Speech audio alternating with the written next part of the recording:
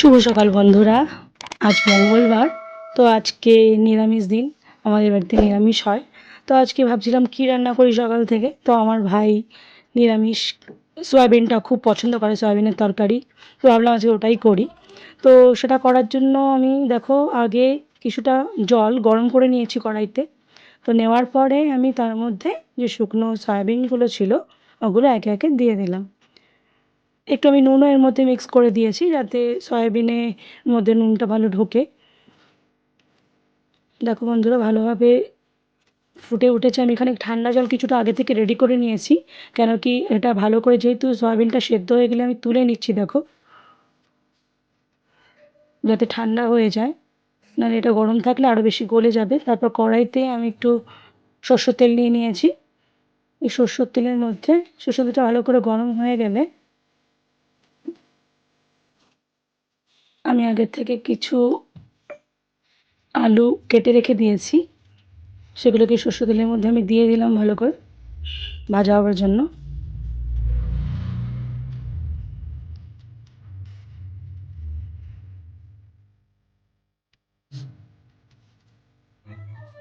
সমস্ত আলুগুলো আমি এভাবে একে একে দিয়ে দিলাম।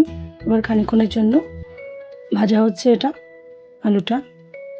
তার মধ্যে আমি কিছুটা হলুদ, কিছুটা নুন দিয়ে আবারও ভালো করে ভেজে নিচ্ছি যতক্ষণ না আলুটা ভালো লাল রঙের হয়ে যায়।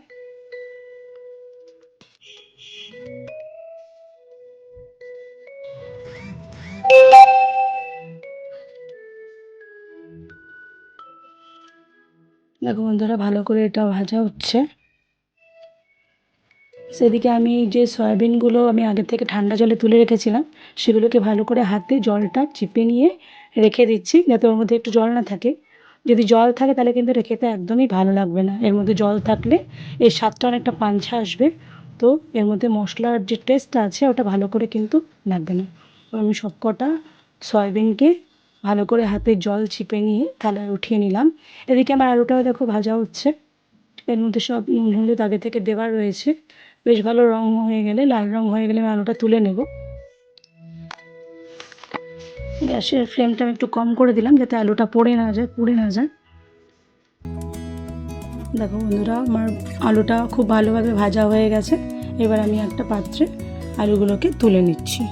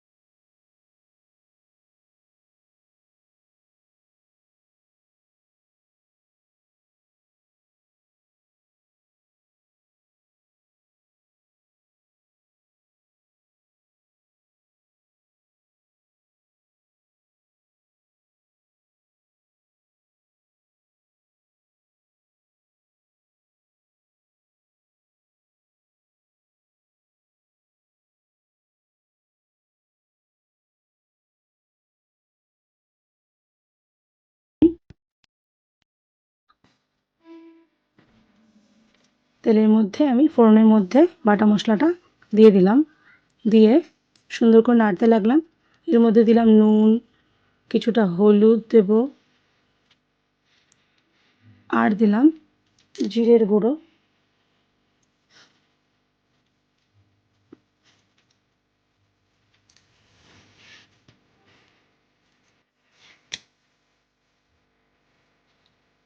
দিয়ে আবারও আমি মশলাটা ভালো করে কষিয়ে নেব। ভালো করে নাড়াচাড়া করে মশলাটা কষিয়ে নেব যাতে আদা আর টমেটোর যে কাঁচা গন্ধটা ওটা না থাকে।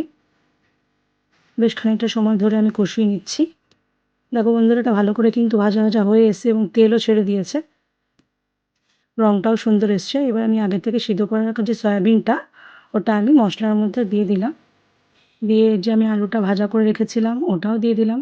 তো সব কটা উপকরণ আমি একসঙ্গে ভালো করে এবারে কষিয়ে নেব।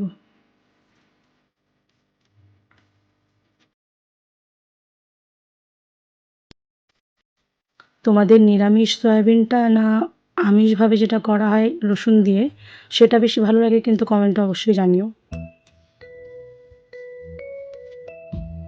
দেখো, এটা আমি ভালোভাবে মশলার সঙ্গে কষিয়ে নিয়েছি, বেশ ভালো একটা রঙ এসছে। এবার আমি খানিকটা জল এর মধ্যে দিয়ে দিলাম। তাতে কি হবে, আলুটা যতক্ষণ ভালো করে সিদ্ধ হয়ে যাবে জলের মধ্যে, মশলাটাও ভালো করে সয়াবিনের মধ্যে ঢুকে যাবে। অ্যাকচুয়ালি সয়াবিনের তো আলাদা কোনো টেস্ট নেই, এর মশলার টেস্টের মধ্যে ঢুকলেই খুব ভালো একটা রেসিপি তৈরি হয়, সবার খুব পছন্দের সয়াবিন। জলটা আমি গ্যাসটা একটু বাড়িয়ে দিলাম যাতে ভালোভাবে জলটা ফুটে ওঠে।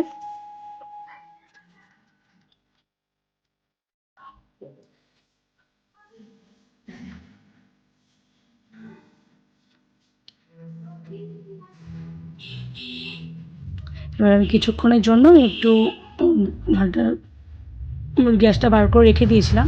তো তারপরে আমি এর মধ্যে কিছু চেরা কাঁচা লঙ্কা দিয়ে দিলাম।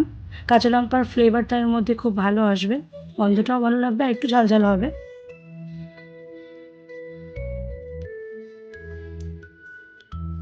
তারপর আমি একটা থালা দিয়ে এটাকে ঢেকে দিলাম কিছুক্ষণ ভালো করে এটা ফোটার জন্য এবং সব মশলা সব কিছু ভালোভাবে সেদ্ধ হওয়ার জন্য। তো দেখো, আমি ফিরে এলাম বন্ধুরা, এটা কিন্তু ভালোভাবে ফুটে উঠে যে ঝোলটা আমি রেডি করছিলাম একদম টেনে এসছে। তো আমি এটা কিন্তু ঝোল ঝোল করবো না, একটু মাখা মাখাই করবো। সয়াবিনের তরকারিটা খুব বেশি ঝোল খেতে খুব একটা ভালো লাগে না। তো যারা পছন্দ করো অবশ্যই তারা করতে পারো, কোনো অসুবিধা নেই, কিন্তু আমরা একটুখানি মাখা মাখা পছন্দ করি। এর মধ্যে প্রায় আমার হয়ে এসছে তরকারিটা। আমি একটু গরম মশলা এর মধ্যে শেষে দিয়ে দিলাম, আর এরপরে একটু আমি ঘি ছড়িয়ে দিচ্ছি। তাতে নিরামিষ তরকারি একটু ঘি গরম মশলার সেন্টটা খুবই ভালো লাগে, খেতেও খুব টেস্টি হয়, গন্ধটাও খুব ভালো লাগে। আমার কিন্তু রান্নাটা একদম শেষের পর্যায়ে, এর মধ্যে খুব বেশি মশলা কিন্তু আমি দিইনি, একদম সিম্পলের মধ্যে মাখা মাখা করে আমি তরকারিটা করেছি। আর দেখো বন্ধুরা, আমার কিন্তু সয়াবিনের তরকারি একদম রেডি হয়ে গেছে। আমি এবার এটা একটা পাত্রে নিয়ে নেব, ঢেলে নেব।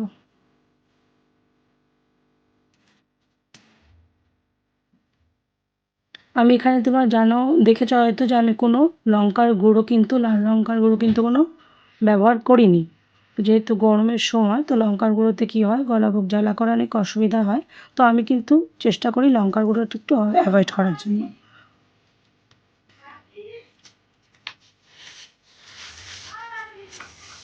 দেখো বন্ধুরা, আমি পাত্রে কিন্তু সয়াবিন তুলে নিয়েছি। কেমন হয়েছে তো কিন্তু তোমরা অবশ্যই জানিও। তো বাই বাই, আবার দেখা হবে কাল।